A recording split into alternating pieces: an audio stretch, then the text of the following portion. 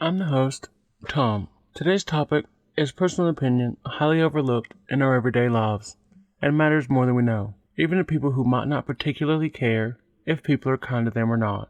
Hopefully we can all learn or be reminded how kindness can affect us all. Almost all of us have a general idea of what it is and how it works, but let's go with the definition. The quality of being friendly, generous, and considerate. So people might say something like a caring person or understanding. Maybe you've heard someone referred to as tenderhearted. Something like this can have impacts on mental health, physical health, and your overall well-being. The first thing I want to talk about today is the effects kindness has on mental health. It can reduce depression, anxiety, and stress. It can also increase a person or people's overall happiness, confidence, and optimism. For example, if you've ever seen kids play with toys, hopefully you've seen little Johnny notice that little Annie has no blocks and everybody else does, and stops playing to go share blocks with her so she can be part of the fun. A pure example of kindness that warms everyone around it watching. I can't help but to consider how all of us could be better by following the example of acting on kindness from a child's perspective. We have to look at what happens to our mental health and state when you see something like this. It could lift you out of a depressive episode or downstate, or give an individual the oomph to go on. Studies and articles in SSM Health and Harvard have shown that witnessing any act of kindness has a chemical effect on our brains.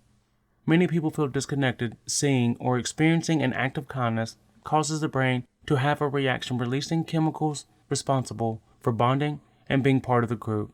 By releasing oxytocin, kindness helps us feel a sense of bonding. The second is the physical effects of how just being kind lowers blood pressure and triggers the release of endorphins, and these are the body's natural painkillers. If someone isn't feeling well, of course, excluding things that require medical attention. For example, a person who is performing regardless of field of work, you could be turning in a work assignment, or going to a class, or dealing with people you don't know. If you're under a deadline, or speaking at an event, a stranger says to you, "Take a breath, you got this," and hands you a cup of water.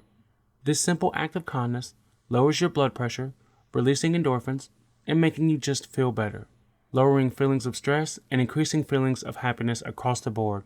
And most teams perform better in positive environments. A free act that can impact overall physical health. Let's try to think about how this could extend to others, and the fact that kindness is contagious helps us out.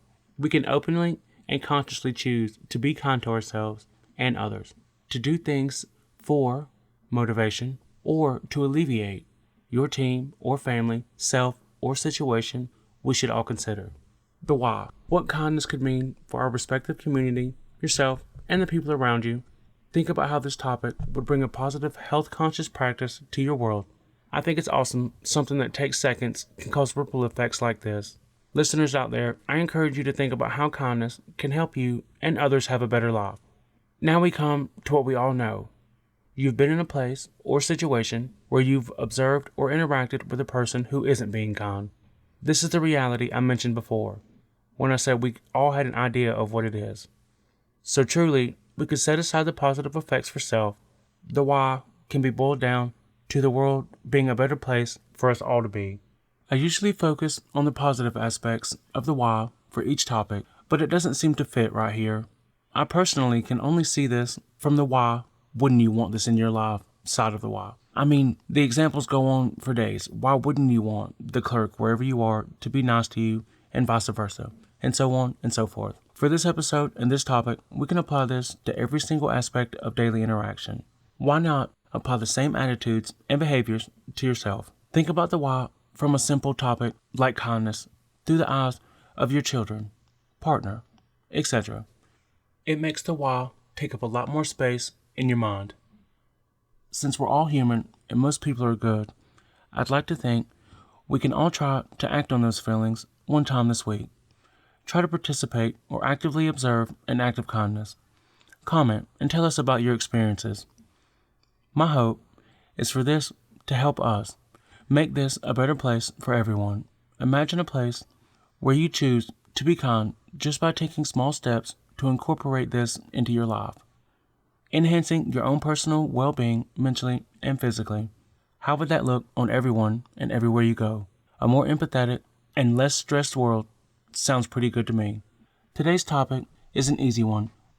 Mentally, I feel like we've always known that kindness makes us feel better. The quote I found for this topic shows the profound and universal power in a simple act of kindness. Kindness is the language the deaf can hear and the blind can see. Mark Twain. This is the host, Tom, and until next time, let's get better.